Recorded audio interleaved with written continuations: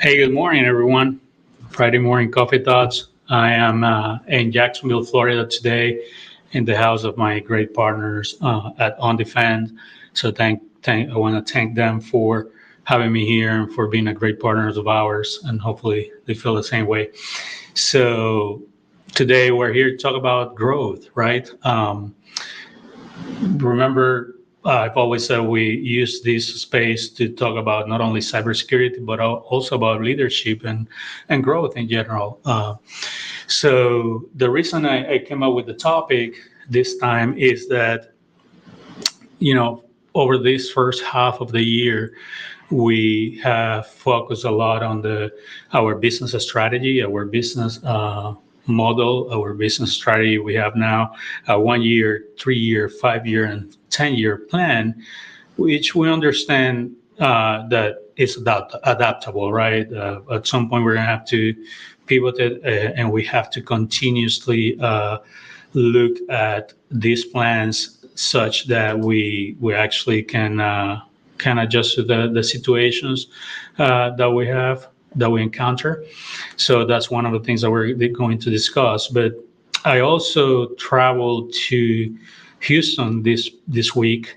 I was there all week working with one of our amazing clients, and I had the opportunity to spend some time with family members and with um, a good friend, a dear friend of mine from that goes back to elementary school. So, and we talk about that topic, growth, with both of them. Growth applies to your cybersecurity risk management program too, by the way, right? A lot of the concepts that we're going to discuss today go over. Can be applied to growing your cybersecurity program. Good morning, Andrew. Thank you for connecting. So we why growth? How do we grow? Right. Um, I also in the airplane ride yesterday, last night, I thought about this topic and look back at when I was a youth soccer coach, which I did that for about 5 years of my life, something I really enjoyed. Bec- the reason I enjoyed it was to see these players, these kids growing all the time, growing physically, right? I was coaching kids from ages 7 to 12. So you see a lot of growth there. Of course, not only as a soccer player, but as an individual as well, right? And I thought a lot about that experience and the experience of seeing them growing. And we're going to touch on some of that now. So I think that the most important thing about growth, I'm going to go through like top 10 things that I've applied to my growth. One is you have to be intentional about growing. If you want to grow, you have to be intentional about it. You have to go at it every day. We're going to talk about that too in a minute, but be intentional, and not only to your own growth, but to others people growth, because it doesn't do you any good if you're growing and leaving people behind. Your team, for example, your cybersecurity team, your IT team, if you're constantly seeking growth but not taking care, not helping others grow, then it doesn't do you much good, because you're going to be traveling along, and that's not necessarily a good thing, at least in the business side and the family side. If you're growing your faith, for example, which we're going to talk about, uh, and you're not helping your family members grow, then how do what do you do? Um, so the next thing is uh, helping your people being intentional about growing too. So then you have to define your goals, right? What is your growth goal? Is it in a particular area of security, for example, or business or leadership? And then you have to understand that you're going to have to, that's a moving target. That's a moving target, because maybe you do get to it, you are going to achieve your goal, and you want to set another goal, or you thought you will go one way and you end up going a different way. So please make sure that you be intentional, but set a goal for growth and be able to adjust as needed. Then the third one is you're going to have to accept that if you're going on a growth plan, you are going to go through pain. Accept that you're going to have to go to pain, but also choose your pain. A couple of examples are back to the soccer analogy.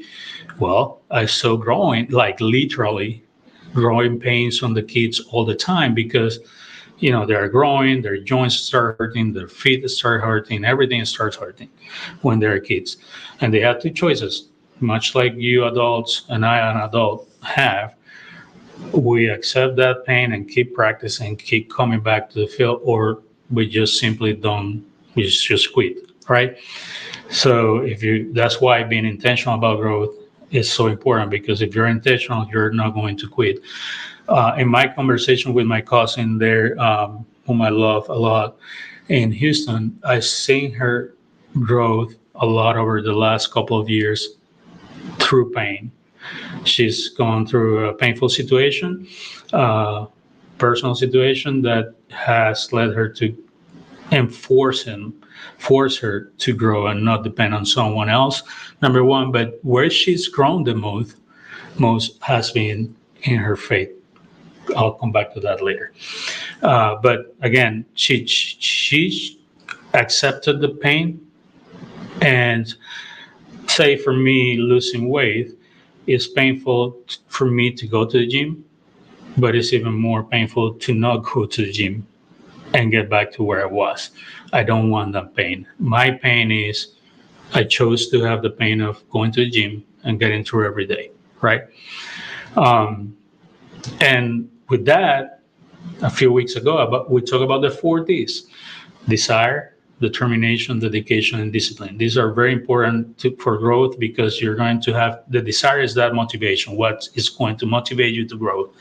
But then you have to be determined to achieve your goals. You have to be dedicated to it, to the goal, and you have to go at it every day, be disciplined about. So make sure you keep that in mind. This is not going to be one day thing, your growth. John Maxwell uses an good analogy, in that if you want to chop down a tree, a big tree or a small tree, doesn't matter. It may be difficult, but if you go with an axe and swing at the tree 5 times every day, eventually it's gonna come down, right? So make sure that you're disciplined, like you are doing the things that you need to be doing every day to achieve your goals. Then the next area is that you have to recognize that there are peaks and valleys. This is a great book, by the way, one that I love, which is that title is Peaks and Valleys, sorry. And that this book tells you you're going to have to learn to navigate through good times and bad times, right? You're going to have to see what the reality of your good time is, right? What is the real situation on this success that I'm having, and is it going to be forever? Or what is truly happening in my pain during my valleys? Very good book. Look it up. Hey, hello, Parker. Thank you for joining. And you make a comment there as a former personal trainer and gym rat. You're glad to see that. That's a prime example. We all go through that pain. So recognize your peaks and valleys and learn how to deal with them. Learn how to be successful, celebrate, but not extend it, and get back at it to the next goal. And when you're down, then know that this too shall pass. It's not going to be painful forever. On the same train of thought, fail fast and often. What I mean by that is experiment and learn from your failures, and then go back at it. We'll talk about that topic here a lot from time to time. The gym, back to the gym situation. I had traditionally not been a gym person. I'm more of a sports person. But guess what? I fell. I went in a valley where I blew my knee, couldn't play soccer anymore. Right. So then I had to experiment with exercise and what will work for me. I tried cycling, that didn't work for me. I tried swimming, that does work for me, but because I'm on an outdoor pool, I cannot do it all the time. So now I'm about to start again, but then it's a period I cannot do it. So then I go to the next experiment. I started playing tennis last October. I mentioned that before here, and that was great. I loved it. Worked for me, but it was kind of very stressful from a physical point of view. So I then discovered padel, and now I'm playing padel. I experimented with it. I'm sticking to it. I love it, and I found my new soccer, my baseball. Those were the things that I loved. Now I'm doing padel, and that's my new thing because I was willing to experiment and do new things. I was able to find that new passion. So then I'm going to move the next one. So I'm going to jump a number here, but number 7, I'm going to have this one is very important to me. Become a servant leader. Be a person of service. Like I mentioned earlier, if you grow and you just growing yourself and not helping others grow, then it's not going to do you any or much good because you're going to be traveling alone. And I don't think that you should travel alone in life in general. Being a servant is one of the reasons we're here in this life, to be honest with you, in my opinion. Just try to find ways to be helpful to others. For me, this is one, talking about these things, the things that I've gone through and help you. Andrew, you asked what padel is. Padel is a sport that is similar to racket. It's a combination, something between racket, tennis, and pickleball. It's a smaller court than tennis, bigger than pickleball, and it uses walls. It's a lot of fun, and it's played in as a doubles sport. It's a 2v2. Look it up. It's a lot of fun. If you like tennis, you will like that too. So be of service, and service means a lot. Just try to find opportunities to help others. I think that's one of the reasons I'm in this earth, to help others. And for a long period of time, I found it as a burden. People were coming to me with their issues and problems, and I was always willing to help them without expecting anything. I still am, but I questioned that at one point in my life. It's like I asked God, why are you giving me everybody's problems? I have my own. But then He helped me realize that that's what I'm here for. And put myself aside and try to be of service to others, which one of those things is add value to others. Try to find opportunities every day to add value to others. Look for situations and places where you can add value to others. It could be just by listening to someone that needs to vent, right? It could be, but too many ways of adding value that we have. And the topic of failure too, I forgot to mention my other conversation with my dear friend from high school. So I'm going to go back to that for a second. This is a friend of mine, Roberto Paz. He's the CEO of a very successful a small business on the telecom industry. And these guys started ventures and business a lot of them, and he's failed a lot.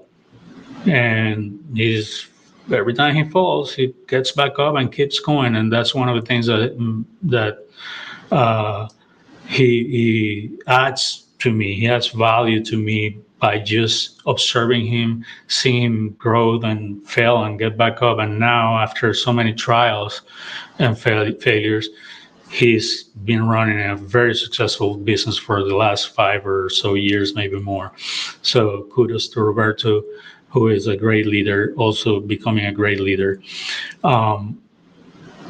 The next one I leave for them because it's a little bit personal and could be controversial.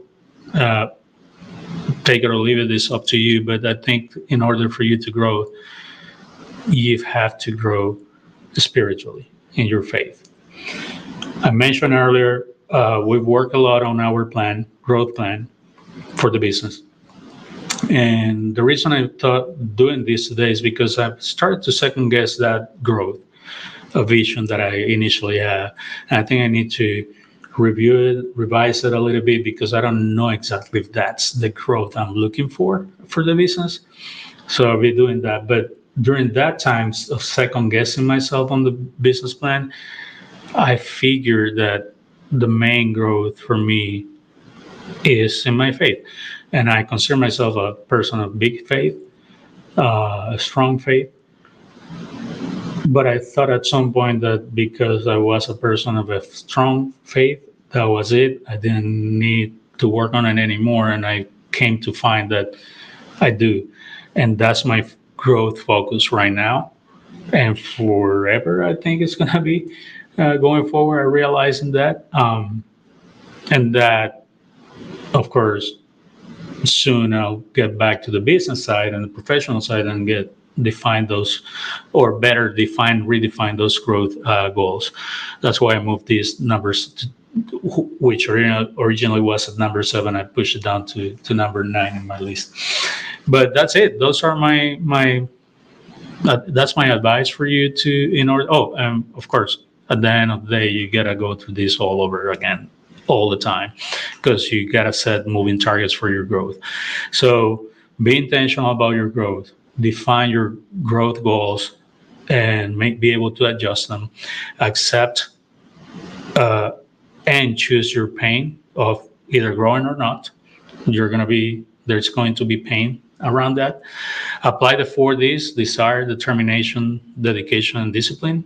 Recognize your peaks and valleys. There are going to be good times and bad times, and you need to learn how to navigate them both. Fail fast and often, learn from failure. Experiment, become a servant leader, be of service. This is the next 2: be of service and add value. Those 2 are the main things for me in terms of growing. And of course, the last one, the biggest one yet, is grow your faith. I hope you enjoyed this. If you have any questions or want to discuss this topic more, let me know. I'm very big on growing and helping others. So I hope you have a good weekend and hope to see you next week.